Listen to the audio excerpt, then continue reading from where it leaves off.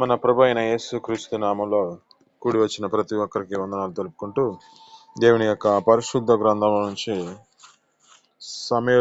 మొదటి సమయలు గ్రంథం 1వ అధ్యాయం 26వ వచనం చదువుకుందాం అండి.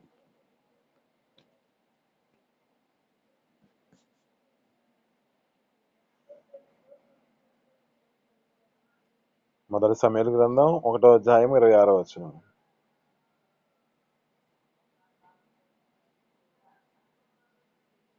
చదువుతున్నారండి ఎవరన్నా?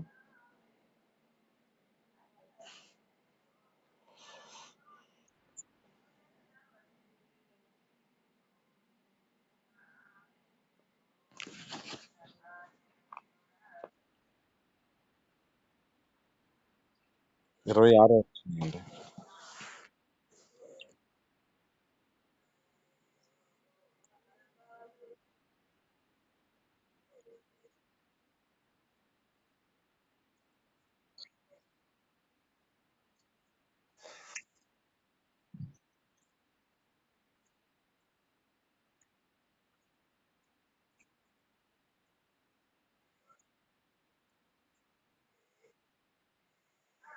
ఆమేన్. హల్లెలూయా.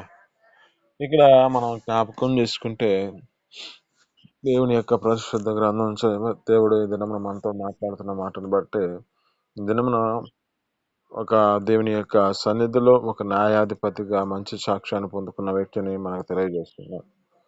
అతని పేరే సమూయేలు.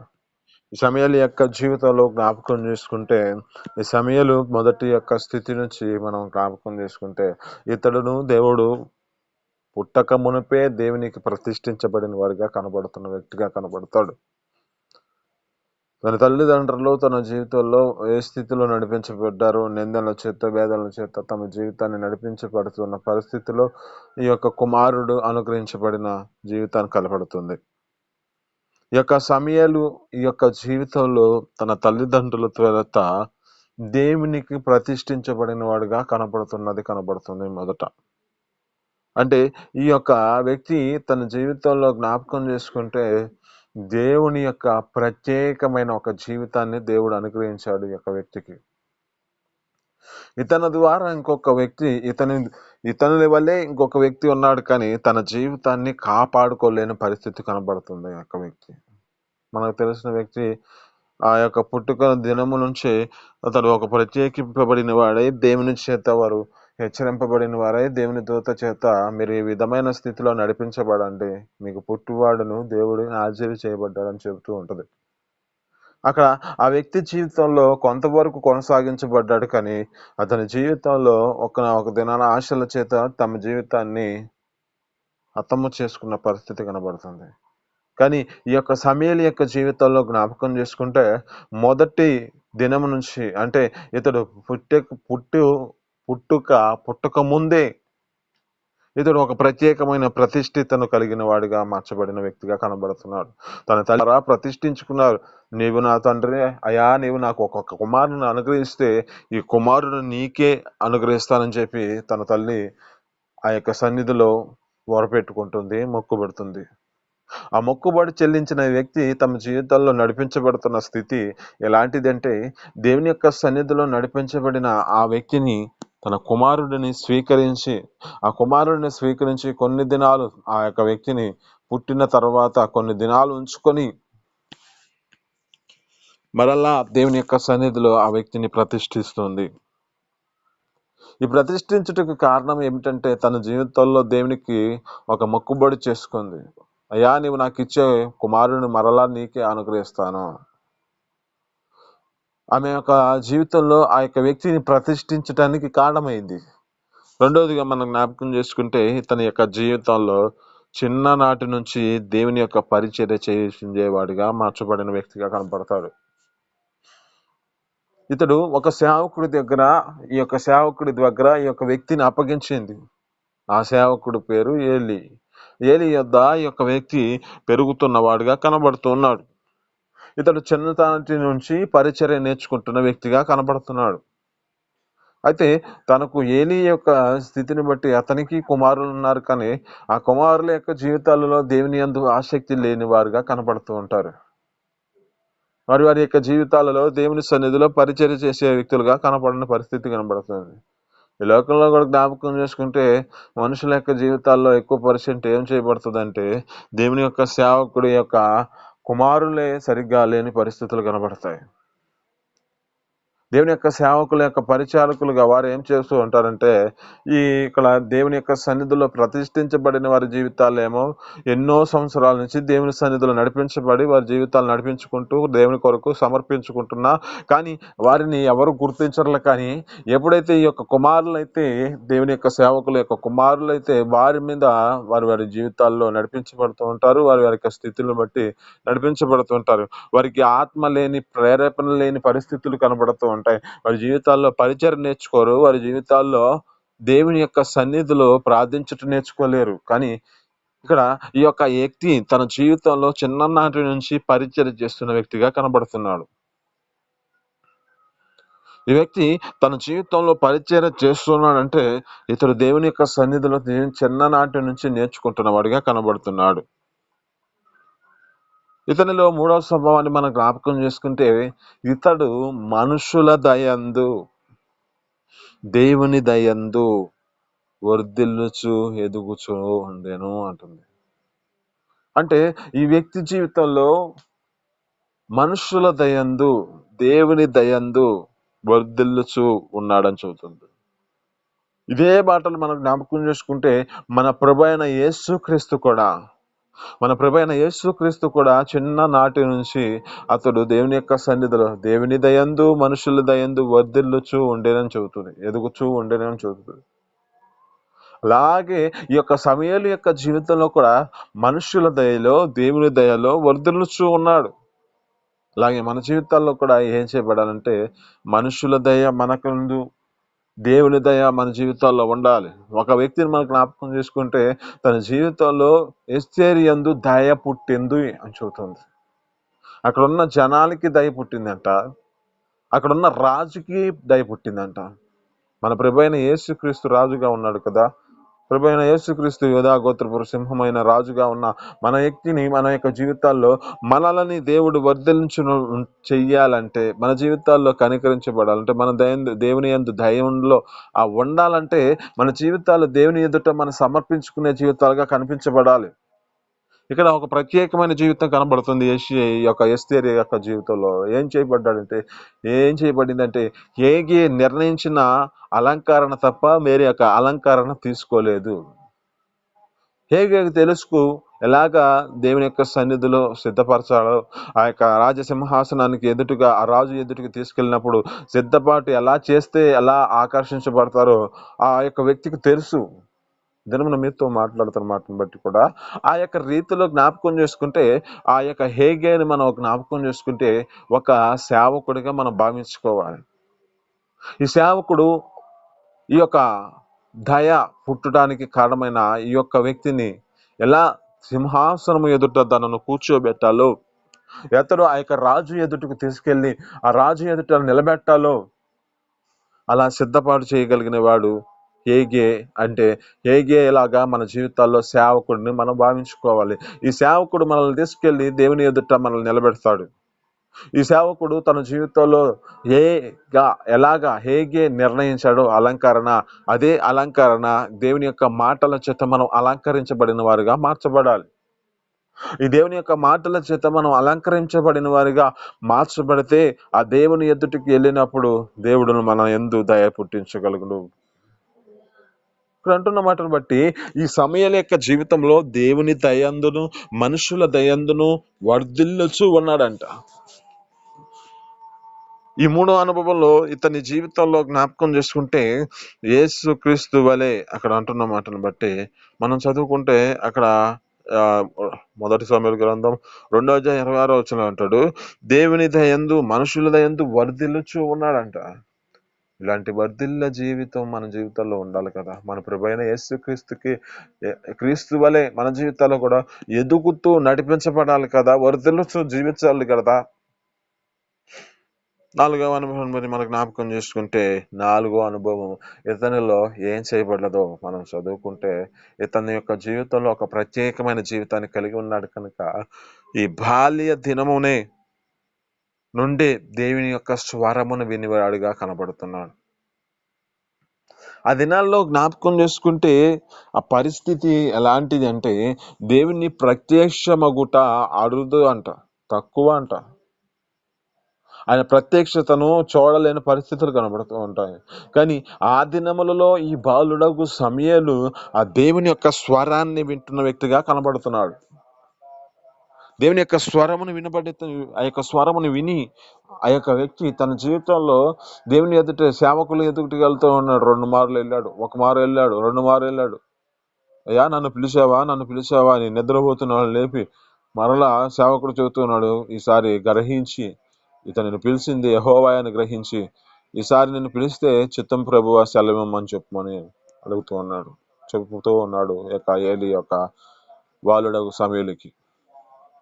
అంటే ఈ బాలుడి యొక్క సమూయేలు యొక్క జీవితంలో జ్ఞాపకం చేసుకుంటే 4వ అనుభవం ఏమిటంటే, ఇతడు దేవుని స్వరమును వింటున్న వ్యక్తిగా కనబడుతున్నాడు.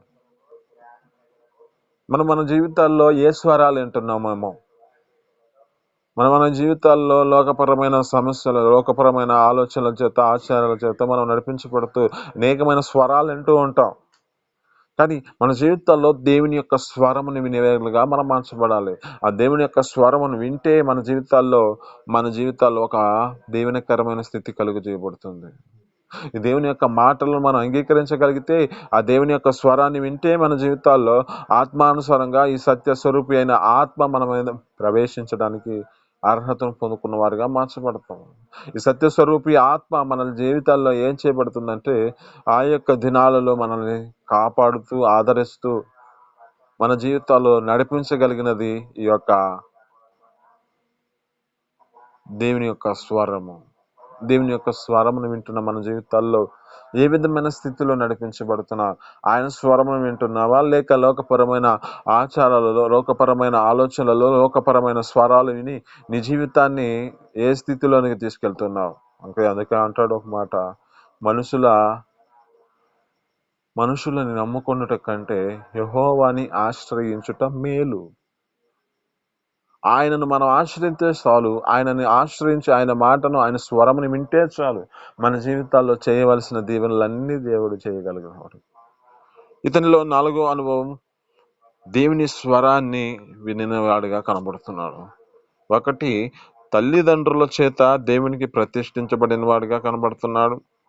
2, చిన్న వయసులో దేవుని యొక్క పరిచర్యకి అప్పగించబడిన వాడిగా, దేవుని సన్నిధిలో పరిచర్య చేసేవాడిగా కనబడుతున్నాడు. 3, ఇతనిలో క్రీస్తు వలె దేవుని దయందు, మనుషుల దయందు వర్ధిల్లుచూ కనబడుతున్నాడు. 4, ఇతనిలో బాల్య దినము నుంచే దేవుని స్వరాన్ని వినిన వ్యక్తిగా కనబడుతున్నాడు. 5వ అనుభవం మన జ్ఞాపకం చేసుకుంటే, ఇతడు మంచి ప్రార్థనా పరుడు. ఆమేన్, హల్లెలూయా. ఇతడు అంటాడు ఒక మాట, ఏమంటాడంటే, అయ్యా నేను జనుల కోసం ప్రార్థన చేయకపోతే, నేను ఎప్పుడైతే ప్రార్థన చేయకపోతే నాకు పాపం కలుగును అంటున్నాడు. ప్రార్థన చేయకపోవటమే పాపం కలుగుతుంది అంటాడు. మన జీవితాల్లో మనం ఏ స్థితిలో నడిపించబోతూ ఉండాలి? ఇతనిలో ఒక ప్రత్యేకమైన జీవితం ఏమిటంటే, మంచి ప్రార్థనా పరుడు. ఒక ప్రార్థన గురించి ఉద్దేశించిన వాడిగా కనబడుతున్నాడు. నేను ఎప్పుడైతే ప్రార్థన చేయలేదో అప్పుడు పాపానికి నేను చోటిచ్చినట్టేనాయా అని ఆ విధంగా చెబుతున్నాడు ఆ వ్యక్తి. జనుల కోసం నేను ప్రార్థన చేయకపోవటమే పాపం అంటున్నాడు. మన జీవితాల్లో ప్రార్థిస్తున్న వారిగా కనబడుతున్నామా, లేక మన జీవితాల్లో ఏ స్థితిలో నడిపించబడుతున్నాం? ఆ ప్రార్థించేవారుగా మన జీవితాలు నడిపించబడాలి. ఇతనిలో మంచి ప్రార్థన పరుడుగా కనపడుతున్నాడు. ఇంకొక మాట జ్ఞాపకం చేసుకుంటే, ఈ యొక్క వ్యక్తిని 6వ అనుభవం ఏమిటంటే, చక్కని మార్గాన్ని బోధించేవాడుగా కనబడుతున్నాడు. ఇతడు చక్కటి మార్గాన్ని బోధించే వ్యక్తిగా కనబడుతున్నాడు.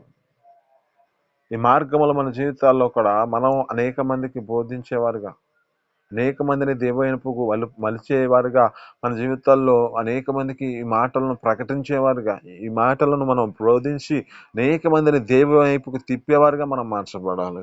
ఇతనిలో ఈ యొక్క 6వ అనుభవం చక్కని మార్గమును బోధించేవాడిగా కనబడుతున్నాడు. ఇతరులను జ్ఞాపకం చేసుకుంటే దేవుడు ఒక ప్రత్యేకమైన రీతిలో ఇతన్ని ఎన్నుకున్నాడు, ఇతన్ని ఏర్పరచుకున్నాడు. ఎలాంటి ఏర్పాటు అంటే, ఇతడు రాజులని అభిషేకించే వ్యక్తిగా మార్చబడిన వ్యక్తి. రాజులను అభిషేకించిన వ్యక్తిగా కనబడుతున్నాడు. ఇతని ద్వారా దేవుడు ఒక సేవకులు, ఈ యొక్క ప్రవక్తగా మార్చబడిన ఈ యొక్క వ్యక్తి, ఈ యొక్క దేవుని యొక్క సన్నిధిలో ఒక న్యాయాధిపతిగా నడిపించబడుతున్న వ్యక్తి. ఇతని ఏ స్థితిలో దేవుని యొక్క సన్నిధిలో అనేక మందిని ఇక రాజులని అభిషేకించే వ్యక్తిగా కనబడుతున్నాడు ఇతడు. ఇతని జీవితంలో మంచి సాక్ష్యాన్ని కలిగిన వ్యక్తిగా కనబడుతున్నాడు. ఇతను మనతో మాట్లాడుతున్న మాటలను బట్టి ఇతనిలో ఒక ప్రత్యేకమైన జీవితాన్ని కలిగి ఉన్నాడు. కనుకనే దేవుడు ఈ దినమున ఎందుకు ప్రత్యేకమైన రీతిలో సమూయేలు గురించి తెలియజేయమంటున్నాడు. ఈ సమూయేలు యొక్క జీవితంలో ఏ స్థితిలో నడిపించబడ్డాడో మనకు తెలియజేస్తున్నాడు. సమూయేలు యొక్క జీవితం ఎలాంటిదో దేవుడు మనకి స్పష్టంగా తెలియజేస్తున్నాడు కదా. ఒకటి, తన జీవితంలో దేవునికి ప్రతిష్ఠించబడిన వాడిగా కనబడుతున్నాడు. రెండు, అలా చిన్న వయసులోనే దేవుని యొక్క పరిచర్యలో నమ్మకంగా జీవించగలిగిన వాడిగా కనబడుతున్నాడు. మూడు, ఇతడు క్రీస్తుకు వలె దేవుని యొక్క దయను, మనుషుల దయను వర్ధిల్లుచు తన జీవితాన్ని నడిపించుకున్న వాడిగా కనబడుతున్నాడు. నాలుగు, తన జీవితంలో బాల్య దినము నుంచి దేవుని స్వరాన్ని విన్నవాడిగా కనబడుతున్నాడు. ఐదు, మంచి ప్రార్థనా పరుడుగా. ఆరు, చక్కని మార్గాన్ని బోధించేవాడిగా కనబడుతున్నాడు. ఏడు, రాజులను అభిషేకించే వ్యక్తిగా కనబడుతున్నాడు. మన జీవితాల్లో ఈ యొక్క అనుభవాలలో మన జీవితాలు నడిపించబడుతున్నాయా? దేవుడు మనకిచ్చిన మార్గంలో మనం నిలకడగా నడిపించబడుతూ మన జీవితాన్ని కొనసాగించుతున్నామా, లేక మన జీవితాల్లో వేటి జీవితాల్లో నడిపించబడుతున్నామా? దేవుడు మనకిచ్చిన అవకాశమును బట్టి దేవుని సన్నిధిలో మనం ప్రతిష్ఠించబడిన వారిగాను, దేవుని కొరకు మనం ఏదో ఒకటి దేవుని ఎదుట, అయ్యా నేను ఈ దినము నుంచి ఇది చేయను అని ఒక ప్రతిష్ఠిత నీకు ఉండాలి. పరిచర్యలో నమ్మకంగా జీవించాలి. అయా ఏ విధము చేతన నీ సన్నిధిలో నేను ఏదో ఒక పరిచర్యను సమర్పించుకుంటాను, నేను ఇక తీర్మానం చేసుకుంటాను ఈ పరిచర్య నేను చేస్తానని. దేవుని ఎదుట మన యొక్క జీవితాల్లో ఒక ప్రత్యేకమైన స్థితిని మనం కలిగి ఉండాలి. అయ్యా నేను నీ స్వరమును వినాలయ్యా అని దేవుని ఎదుట మన జీవితాలను అప్పగించుకోవాలి. అలాగే మన యొక్క జీవితాల్లో మనుషుల దయలో, దేవుని దయలో మంచి పేరును పొందుకున్న వారుగా కనపడాలి. మంచి సాక్ష్యాన్ని పొందుకున్న వారిగా కనపడాలి. దేవుని దయందు, మనుషుల దయందు వర్ధిల్లుచూ ఉన్నాడని చెబుతుంది. అంటే అంత మంచి సాక్ష్యాన్ని పొందుకున్న వ్యక్తిగా కనబడుతున్నాడు. మనం జ్ఞాపకం చేసుకుంటున్నాం. మన జీవితాల్లో ఆ చక్కని మార్గాన్ని బోధించేవారిగా మన జీవితాలలో మన యొక్క స్థితిని బట్టి దేవుడు మనల్ని ఒక ప్రత్యేకమైన జీవితాన్ని అనుగ్రహించాడు. కనుక ఈ ప్రత్యేకమైన జీవితాల్లో మన యొక్క స్థితి ఎలా ఉందో జ్ఞాపకం చేసుకుంటూ ఈ మాటలు మీ వెనుకల్లో దీవించి ఫలించును గాక. చిన్ని ప్రార్థన చేసుకుని, పరిశుద్ధుడా, జీవాధిపతి, ఆశ్చర్యకరుడా, మహోన్నతుడానికి స్తోత్రాలు తండ్రి. ఈ దినం నా తండ్రి ఒక ప్రత్యేకమైన రీతిలో నా తండ్రి అయ్యా సమూయేలు గారు మీరు తెలియజేశారు. న్యాయాధిపతిగా నడిపించబడిన వ్యక్తి, అయ్యా ఒక ప్రవక్తగా నడిపించబడిన వ్యక్తి, అయ్యా నా తండ్రి ఒక సేవకుడిగా నడిపించబడిన వ్యక్తి, అయ్యా ఒక పరిచారకుడిగా నడిపించబడిన వ్యక్తి. తన జీవితంలో నా తండ్రి మాకు నా తండ్రి మీరు అనుభవాలను మీరు తెలియజేస్తున్నారు బట్టి స్తోత్రాలు. మా యొక్క జీవితాల్లో కూడా మేము ఏటి విషయాల్లో మన తండ్రి మేము అనుభవంలో లేని పరిస్థితిలో ఉన్నాము. అటు అనుభవం మాకు అనుగ్రహించి అయ్యా నా తండ్రి ఒక సమూయేలు ప్రవక్తను మేము ఆధారం చేసుకొని మా జీవితాల్లో కూడా నీ దయలో అయా తండ్రి మనుషుల దయలో తండ్రి అయా వెతుకుతూ ఉండే కృపను మాకు దయచేయండి. మీరు తండ్రి ప్రార్థనా జీవితాన్ని ప్రార్థనా పరుడుగా కనబడుతున్నాం. మా జీవితంలో కూడా ప్రార్థనా జీవితాన్ని కలిగి ఉన్నట్లుగా ఆ యొక్క అనుభవాలలో ఆ యొక్క సమూయేలు యొక్క జీవితంలో ఏ అనుభవాలను కలిగాడో మా జీవితాల్లో కూడా మేము అనుభవాలను కలిగి ఉండే కృపను మాకు దయచేయమని యేసు పరిశుద్ధ నామములో అడిగి పొందుకొని చేస్తున్నాం తండ్రి. ఆమేన్.